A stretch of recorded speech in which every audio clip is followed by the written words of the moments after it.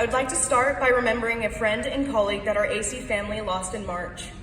His name is Christopher Macon. Chris was intelligent, funny, and incredibly kind. I had known Chris for a little over a year at this point, and we traveled to South Africa together. During that time, I got to witness the happiest I had ever seen a person. But due to an unfortunate and unexpected situation, we lost him. He taught me the importance of living life to the fullest, to pause and take time to appreciate where you are in the moment. He taught me to be grateful for the time I do have. Chris added to my motivation to make the best out of the life I'm living. This speech is dedicated to him and his memory. We all learned from the way Chris lived his life, and as true with all great men and women, we continue to learn from him in his absence.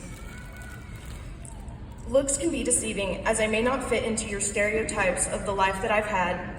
I'm a first-generation college student. I was given up for adoption as a baby. I had to grow up fast. After some challenging events, I was placed back into my biological mother's care. I went from one unstable environment to the next. I grew up in houses full of good intentions, but without reliability. I knew that my happiness depended on choosing myself for once. The day I turned 18, I left that house and started my independent journey. Thankfully, many lost relationships have been repaired, and I'd like to thank all of my family that are here supporting me tonight or watching from home. The one constant in my life has always been school. I've always loved to learn, but because of the tumultuous situations I found myself in throughout my life, I wasn't always able to make it a priority. High school in particular was rough. I went to Canyon High School until my sophomore year, and then suddenly, my biological mother took me 5 hours away to a small town called Rockwall, Texas, after I ran away to live with my biological dad that summer. After my junior year, we moved back to Amarillo, and I finished my senior year at Randall. Being the new kid isn't great under normal circumstances, much less when you're a junior and senior in high school, dealing with the things I was dealing with. I was comfortable in invisibility though. Other kids had a safety net. I had the coping mechanisms to do without. Invisibility was my safety net. However, if there's one thing that I've learned throughout my life, you have to be conscious of the decisions you make. And I'm proud to say that the choices I've made to this point have led me to this successful place, whether I was choosing invisibility or the spotlight. Choosing safe was unfulfilling and lonely after a while. I knew there were opportunities out there that I was letting pass me by.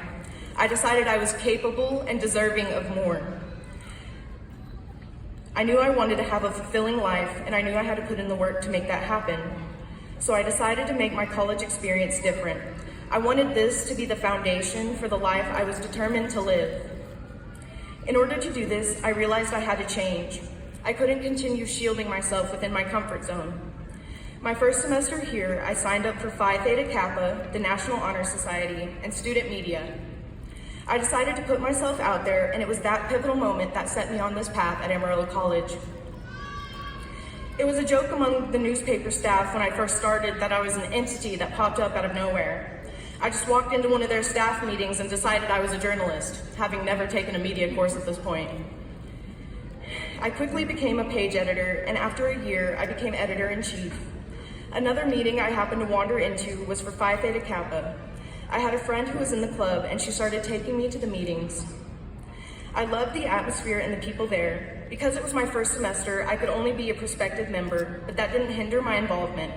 In fact, I was able to go to the PTK regional convention, help plan events, and do service projects with them.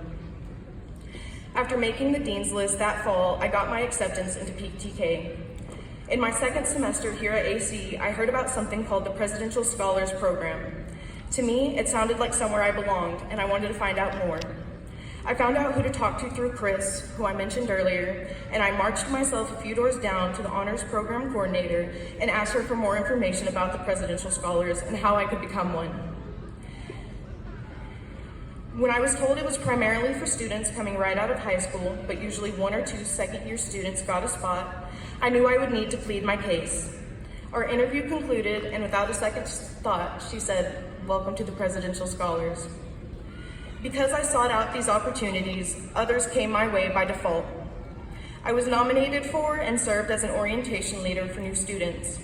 I was nominated for the All-USA Academic Team and was selected for the Texas All-State Academic Team. I was recommended and selected to be a Blue Blazer or Student Ambassador here at AC. I've been involved almost everywhere and was awarded the Campus Life Award by Student Life because it didn't go unnoticed. I didn't go unnoticed. I'm leaving AC with more than just a degree. I'm leaving with a new foundation to build further successes upon, and yet another family. I fostered so many amazing relationships with so many amazing people during my time here. A few people in particular played a key role in my success though. I'd like to thank Miranda McHugh, Amber Hamilton, Jenna Welch, Cassie Montgomery, and Leslie Ingham. The circumstances you came from don't have to dictate where you're going. The path I chose was not the one that was put in front of me. I decided to change my path and blaze my own trail. I'm not finished yet, but I have a clear vision of where I want to be 5, 10, 20 years from now. I dedicated myself to making my dreams a reality and creating my own environment for success. I challenge you to use the momentum that you've created here to continue achieving your goals and change the world, even if it's just your own. Your voice is the most powerful tool you will ever possess. Don't let it go to waste. So, graduates of 2023, let's go out into the world and seize every opportunity. Continue celebrating successes, and especially, be kind like Chris. Thank you.